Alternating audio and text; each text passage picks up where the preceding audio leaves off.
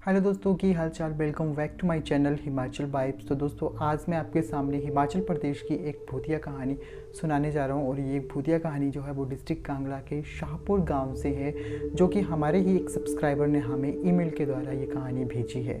दोस्तों, कहानी सुनाने से पहले मैं आप सबसे रिक्वेस्ट करूँगा कि इस कहानी को सिर्फ एंटरटेनमेंट के पर्पज़ से ही देखें, क्योंकि हमारा चैनल किसी भी तरीके के अंधविश्वास को बढ़ावा नहीं देता है। और इसके साथ साथ अगर आपने हमारे चैनल को अभी तक सब्सक्राइब नहीं किया है तो प्लीज़ हमारे चैनल को सब्सक्राइब करें। तो ये कहानी हमें भेजी है शाहपुर गांव के मोहित ने, और उनके साथ ये घटना लगभग 8-9 साल पहले घटी थी।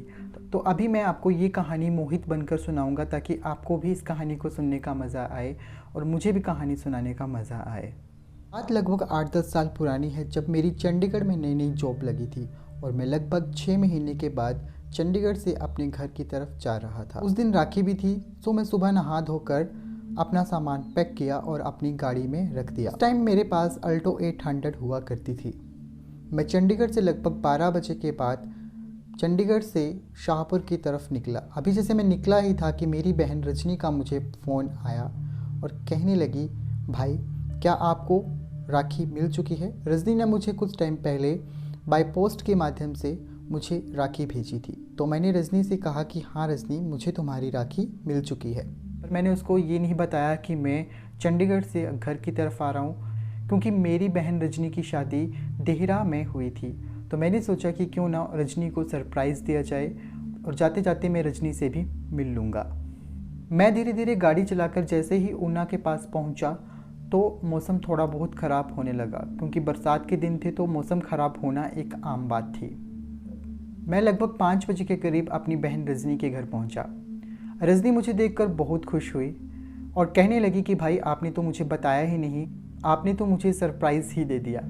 उसके बाद रजनी बाज़ार से एक राखी लेके आई और उसने वो राखी मेरी कलाई पर बांध दी। उसके बाद हमने चाय वगैरह पी और वहाँ से निकलने ही लगा कि मेरे जो जीजा जी थे, जो कि दिल्ली में जॉब करते थे, उसी टाइम घर पर पहुँचे और उन्होंने मुझे कहा, मोहित तू कब आया? मैंने कहा, मैं जस्ट जीजा जी अभी पहुंचा हूं और अभी घर वापस जा रहा हूं। उन्होंने कहा कि मोहित आज हमारे साथ इधर ही रुक जाओ और कल चले जाना। मैंने कहा नहीं जीजा जी, मुझे कुछ ज़रूरी काम है, इसलिए मुझे आज ही जाना होगा। उन्होंने कहा ठीक है, अगर तुम्हें जाना ही है तो अब 7 तो बज चुके हैं, तुम डिनर कर कर ही जाओ। मैं भी मान गया कि हाँ ठीक है, बोल रहे हैं तो भाई करके ही जाता हूँ, क्योंकि गाड़ी तो थी ही अपने पास। तो मैंने भी डिनर के लिए हाँ कर दी। 9 बजे के करीब हमारा खाना लग गया और खाना खाते खाते कब 10 बज गए कुछ पता ही नहीं चला। उसके बाद मैंने उनसे अनुमति ली और घर की तरफ चल पड़ा। रास्ते में बहुत ज़्यादा बारिश हो रही थी और जैसे ही मैं रानीताल के पास बाथू पुल के पास पहुंचा तो मुझे वहां पर बहुत सारी गाड़ियां रुकी हुई दिखाई दी। मैंने वहां पर एक व्यक्ति से पूछा कि भाई साहब क्या हुआ है? तो उन्होंने बताया कि बारिश की वजह से एक चट्टान पूरी नीचे गिर चुकी है, जिस कारण रास्ता बंद हो चुका है। मैंने सोचा कि क्यों ना वापस अपनी बहन के घर चला जाऊं, पर जब मैंने घड़ी की तरफ देखा तो लगभग 11:30 हो चुके थे और उस टाइम वापस बहन के घर जाना मुझे ठीक नहीं लगा। इसलिए मैं अभी ये सोच ही रहा था कि मुझे एक ध्यान आया कि क्यों ना मैं बाया रानीताल से होकर बाया लंच और सलोल से होकर रात में निकल जाऊँ, तो मैं डायरेक्ट अपने घर पर पहुँच जाऊँगा। तो मैंने अपनी गाड़ी घुमाई और मैं बाय लंच होकर रात की तरफ चलने लगा। थोड़ी दूर जाकर मेरी गाड़ी एकदम से रुक गई। मैंने बार बार कोशिश की पर मेरी गाड़ी स्टार्ट नहीं हो पा रही थी। मैं गाड़ी से नीचे उतरा और देखा कि मैं जंगल के बीचों बीच में था। थोड़ा बहुत डर भी लगा, पर मैंने अपनी गाड़ी का बोनट ओपन किया और उसको चेक करने लगा। अभी 2 मिनट भी नहीं हुए थे कि मुझे ऐसे लगा कि मुझे पीछे से किसी ने हल्के से आवाज़ दी है। मैंने इधर उधर देखा पर मुझे कुछ भी दिखाई नहीं दिया। थोड़ा बहुत डर भी लगा, पर मैंने सोचा शायद हो सकता है मेरा वहम होगा। मैं फिर से अपनी गाड़ी को चेक करने लगा।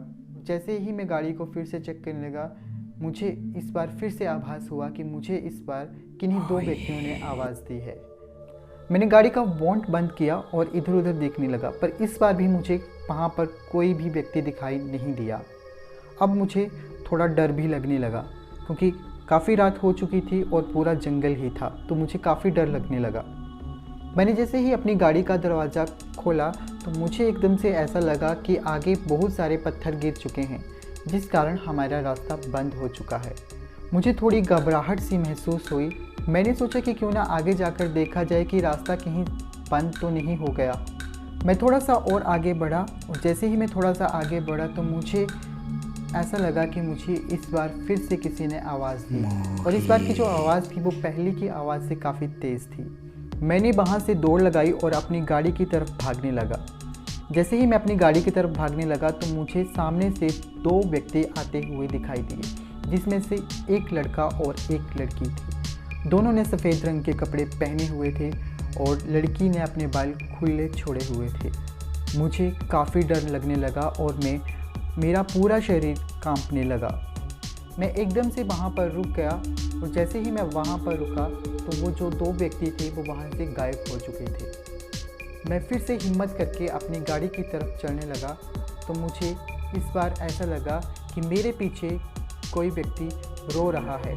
जब मैंने पीछे मुड़कर देखा तो वही 2 व्यक्ति, जिसमें से एक लड़का और एक लड़की थे, वो मेरे पीछे काफ़ी ज़ोर से रो रहे थे। जब मैंने उनसे पूछा कि भाई आप इतनी रात को यहाँ पे क्या कर रहे हैं, तो उन्होंने कोई जवाब नहीं दिया और ज़ोर ज़ोर से रोने लगे। अभी 1-2 मिनट भी नहीं हुए थे कि वो दोनों लड़का लड़की वहाँ से एकदम से गायब हो गए। अब तो मुझे बहुत ज़्यादा डर लगने लगा, मेरा पूरा शरीर कांपने लगा। मेरी हिम्मत भी नहीं हो रही थी कि मैं उठकर अपनी गाड़ी तक पहुँच सकूँ। मुझे ऐसे लग रहा था कि मुझे हार्ट अटैक सा आ जाएगा। फिर मुझे ऐसा आभास हुआ कि किसी ने मेरे कंधे पर हाथ रख दिया है और मेरा कंधा इतना भारी हो गया कि मुझसे हिला ढुला भी नहीं जा रहा था। मुझे ऐसा आभास हो रहा था कि कभी मुझे वो लड़की आवाज़ दे रही थी तो कभी वो लड़का, कभी मुझे हंसने की आवाज़ सुनाई दे रही थी तो कभी मुझे रोने की आवाज़। मैं समझ चुका था कि मेरे साथ कुछ गलत हो रहा है। इतने में सामने से एक गाड़ी मुझे आती हुई दिखाई दी। मेरी हिम्मत भी नहीं हो रही थी कि आगे चलकर मैं अपनी गाड़ी में बैठ सकूं। उन्होंने अपनी गाड़ी मेरी गाड़ी के पास आकर रोक दी। मैंने देखा कि उस गाड़ी में लगभग 2-3 साधु थे। वह गाड़ी से उतरे और कहने लगे, बेटा तुम इतनी रात को इस जंगल में क्या कर रहे हो और बीच रास्ते में तुमने अपनी गाड़ी क्यों रोक के रखी है। मेरी अब भी डर के मारे आवाज़ नहीं निकल रही थी। फिर उन्होंने मुझे जोर देकर कहा कि बोलो बेटा क्या हुआ है, इतनी रात को तुम यहाँ पर क्या कर रहे हो। फिर मैंने उनसे कहा कि मेरी गाड़ी ख़राब हो चुकी है और आगे रास्ता पूरा बंद हो चुका है और बहुत सारे पत्थर इस रास्ते में गिर चुके हैं और अभी अभी मैंने यहाँ पर एक लड़का और एक लड़की देखे हैं जो काफ़ी रो रहे हैं और काफ़ी ज़ोर ज़ोर से चिल्ला रहे हैं। उन्होंने कहा बेटा आगे तो कोई भी पत्थर नहीं गिरे हैं। मैंने उन्हें कहा कि नहीं बाबा, आगे बहुत सारे पत्थर गिरे हैं जिस कारण रास्ता बंद हो चुका है। तो उसमें से एक साधु ने कहा कि नहीं बेटा, हम अभी मणिमहेश से अपने घर की तरफ जा रहे हैं। हम मणिमहेश की यात्रा पर गए थे तो इसी रास्ते से होकर अपने घर की तरफ जा रहे हैं। अब बीच रास्ते में कहीं भर भी कोई भी पत्थर नहीं गिरा है और ना ही यहाँ पर कोई लड़का है और ना ही कोई लड़की। आओ मैं तुम्हें दिखाता हूँ। उसमें से एक साधु ने मेरा हाथ पकड़ा और आगे की तरफ लेके गया। बेटा बताओ कहाँ पे पत्थर गिरे हैं। मैंने देखा कि वहाँ पर किसी भी तरीके का कोई भी पत्थर नहीं गिरा था और ना ही तो वहाँ पर कोई वो लड़का था और ना ही वो लड़की। मैंने उनसे एक बार फिर कहा नहीं, मैंने अपनी आंखों से यहाँ पर देखा था, यहाँ पर बहुत सारे पत्थर गिरे थे और यहाँ पर एक लड़का और एक लड़की बड़ी ज़ोर से रो रहे थे। उन्होंने कहा बेटा हो सकता है तुम्हारे साथ कोई छलावा हो रहा हो। उन्होंने मुझे मणिमहेश भोले बाबा जी का प्रसाद दिया और एक डोरी मेरे हाथ के ऊपर बांध दी। फिर एक साधु ने कहा बेटा लाओ चाबी लाओ, मैं तुम्हारी गाड़ी देख लेता हूँ कि तुम्हारी गाड़ी क्यों बंद हुई है। जैसे ही उस साधु ने चाबी घुमाई तो मेरी गाड़ी एकदम से स्टार्ट हो गई। उसने मुझे बोला कि बेटा गाड़ी तो एकदम से ठीक है। मैं थोड़ा हैरान हुआ क्योंकि मैंने इतनी बार कोशिश करी पर मेरी गाड़ी स्टार्ट नहीं हुई। उन्होंने बोला बेटा जाओ घर जाओ, रात काफ़ी हो चुकी है। मैंने उन साधु बाबाओं का धन्यवाद किया और अपने घर की तरफ चल पड़ा। मैं लगभग 2 बजे के करीब अपने घर पे पहुंचा। मुझे अब भी बहुत घबराहट सी हो रही थी। मेरी आंखों में बार बार वही दृश्य घूम रहा था।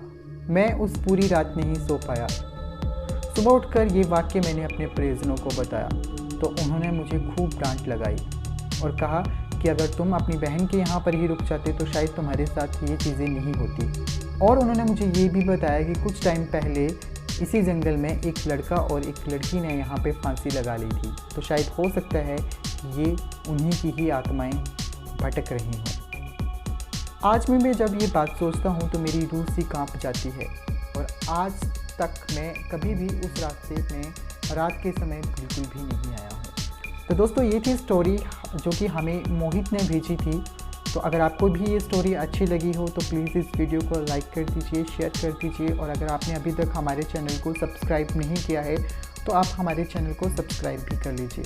दोस्तों अगर आपको भी इस तरीके की हॉरर स्टोरी अच्छी लगती हैं तो आप मुझे मेरी ईमेल आईडी के ऊपर आप मुझे मैसेज कर सकते हैं और अगर आपकी कहानी अच्छी हुई तो मैं कोशिश करूँगा कि हफ्ते में एक बार आपके सामने इस तरीके की एक हॉरर स्टोरी आपको सुनाऊँ। तो दोस्तों मिलते हैं नेक्स्ट वीडियो में, तब तक के लिए मुस्कुराते रहिए, खुश रहिए, बाय बाय।